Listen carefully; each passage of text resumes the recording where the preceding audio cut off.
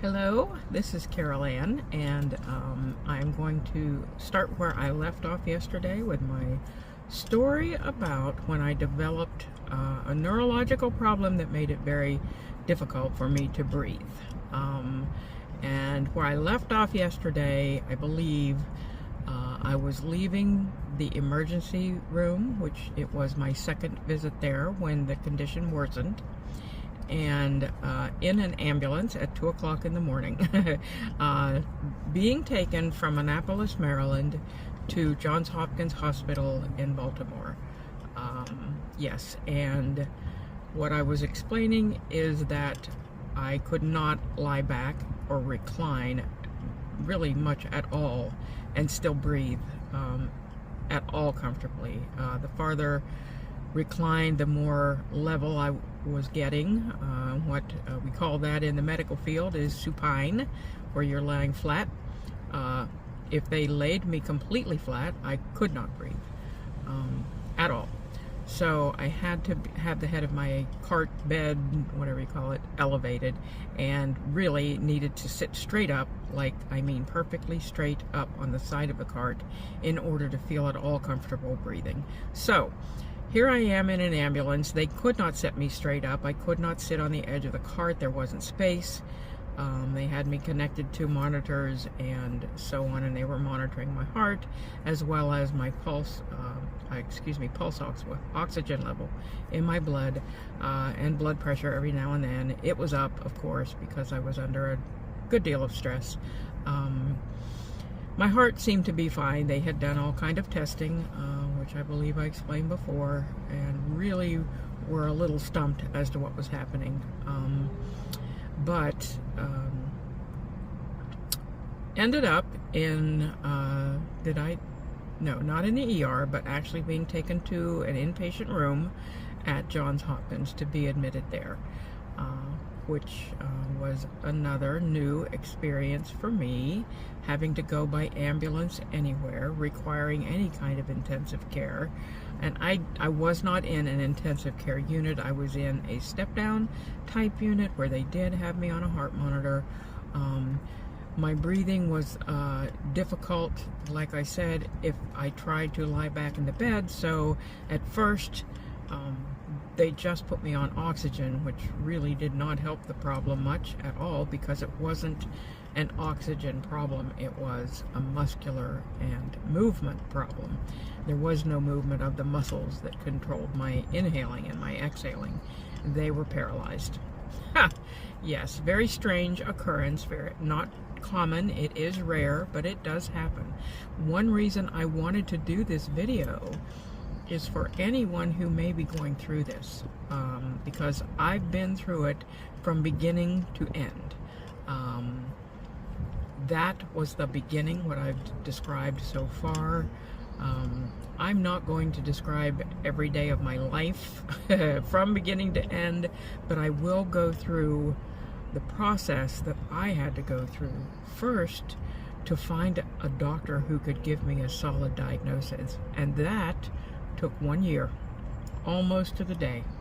And it took a different doctor, and I'm not lying and I'm not exaggerating, and it's pretty much on the money.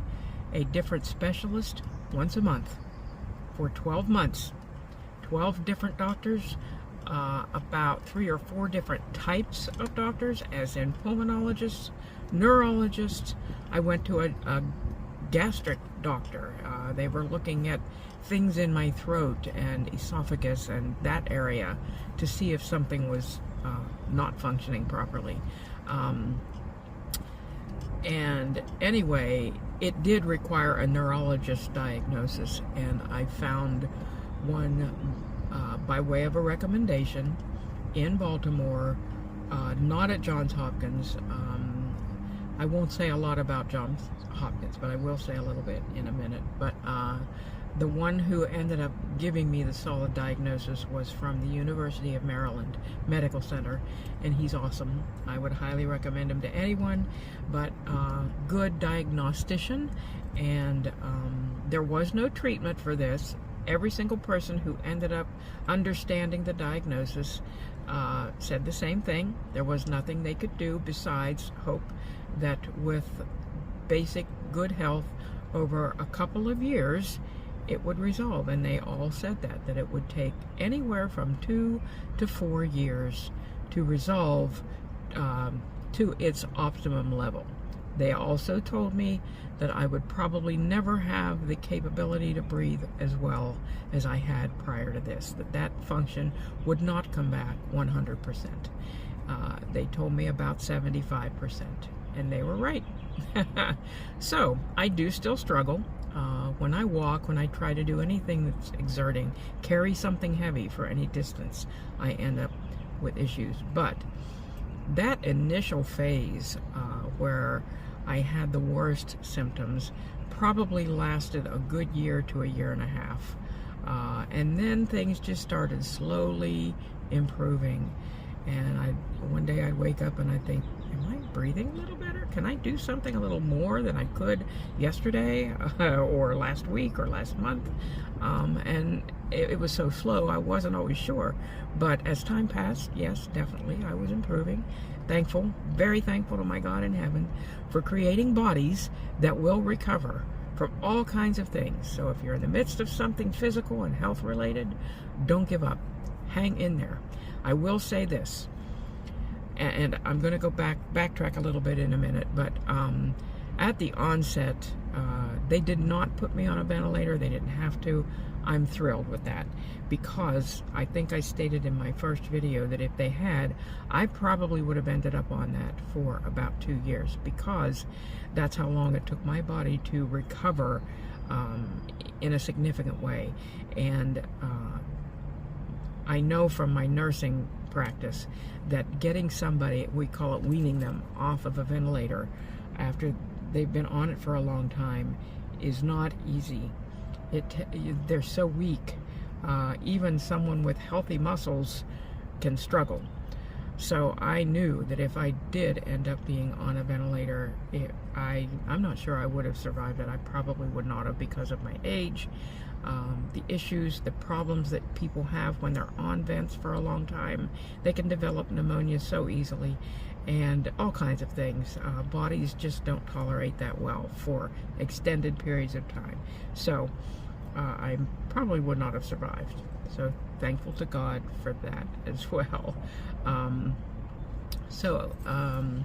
I don't think this disease, what they call Parsonage Turner Syndrome with diaphragmatic dysfunction, and that diaphragm dysfunction can be anywhere from just slightly weak to extremely weak.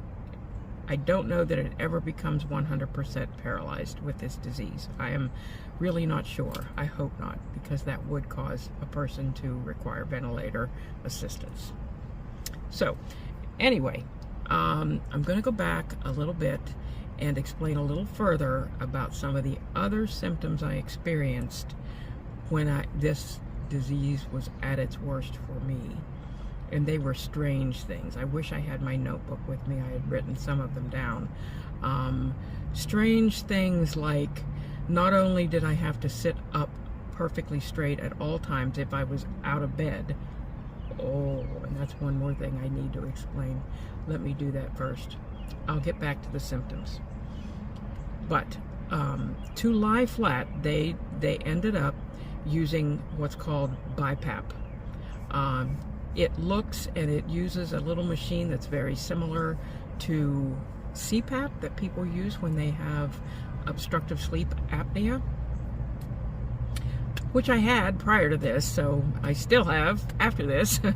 But it's similar looking. You wear a mask on your face. It is connected to a hose that's about that big around, and that hose is attached to the machine.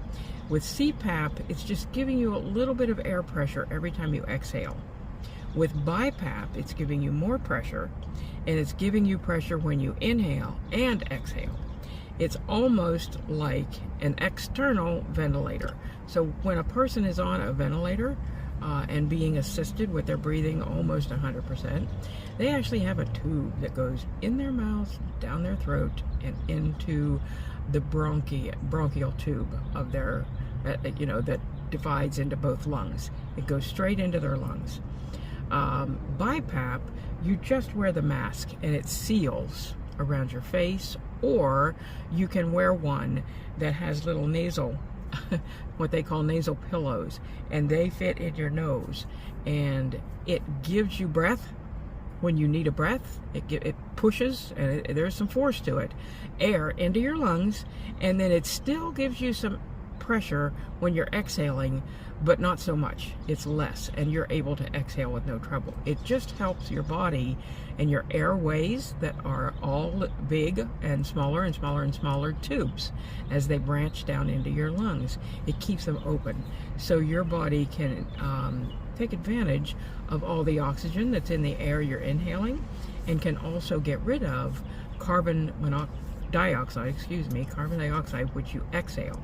And if you're not breathing effectively, number one, you can end up with not enough oxygen. Number two, you can end up with too much carbon dioxide. Either one is terribly unhealthy, and if let go, it will kill you. And one thing they learned when they did some blood tests for me when I was in Johns Hopkins is that my body was not getting rid of the carbon dioxide, and my carbon dioxide levels would be elevated in the mornings. So they had to adjust my BiPAP pressures to maintain those airways open at all times and keep those blood gases exchanging like they're supposed to in my body. So I would wear the BiPAP anytime I wanted to rest, lie down and rest, or lean back in a reclining chair. And so in the hospital, they allowed me to sleep in that recliner, and it was a great recliner. They provided it. It was a medical recliner, and it would recline completely flat if I wanted it to. Now, at that time, even with the BiPAP, I was not comfortable breathing completely flat, so I was elevated even with the BiPAP at all times. Not high, but maybe 30 to 45 degrees. So that would be anywhere from, this is flat, this would be about 30, this would be about 45, 90 would be straight up, 45 is half of that, 30 is less than. So I was elevated at all times, probably more like the 45 degrees at the onset and for a while at home. How did I do that at home? My husband went out and bought a recliner because we did not own one. That, as well as my bed, I used pillows to keep myself elevated. It worked just fine. But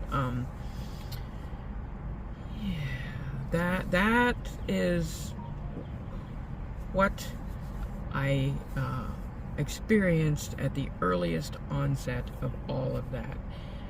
After I lived with it for a while, a month or so, I started realizing I was having other strange symptoms, such as when I bent over, say to put socks on or shoes on or tie a shoe, I could not breathe at all. It was the same as if I was laying flat.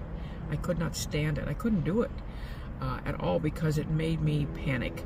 I felt like I was completely suffocating and being suffocated, and I was, but I would panic and I couldn't tolerate it, like even holding your breath, you know.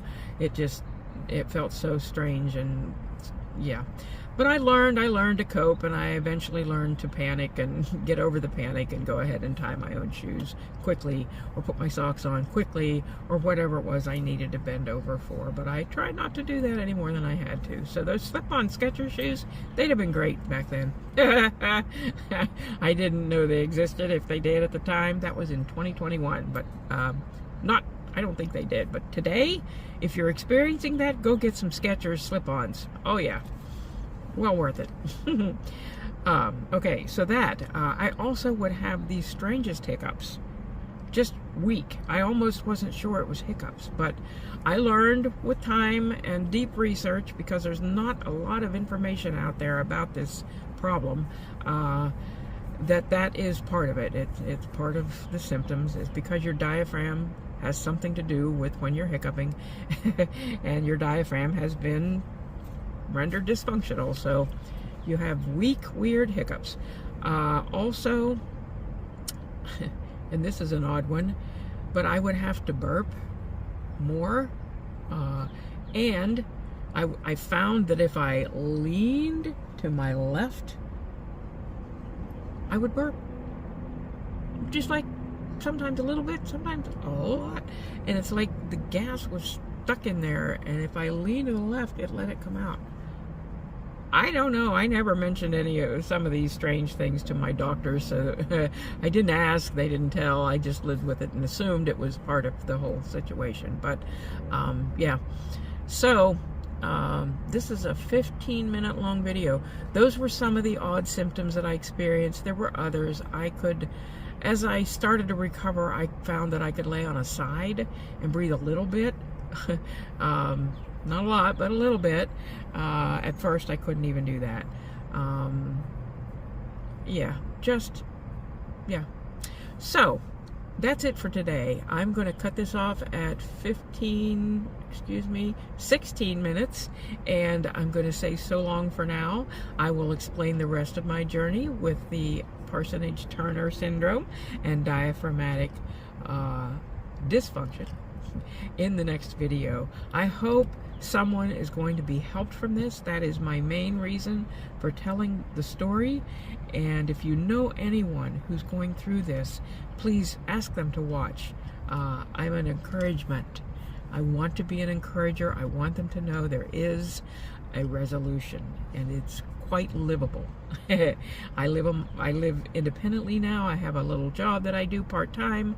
I was not able to go back to nursing. It's a little more strenuous than I can tolerate, not just because of my breathing, that's most of it, but it's also my age. I'm 67 now, and I would have been retiring at this stage anyway. And 2021 to 2025, it's been 4 years. I'm doing pretty well. Yeah, so hang in there. All right, have a great day. God bless you. He loves you, and so do I. Have a wonderful day.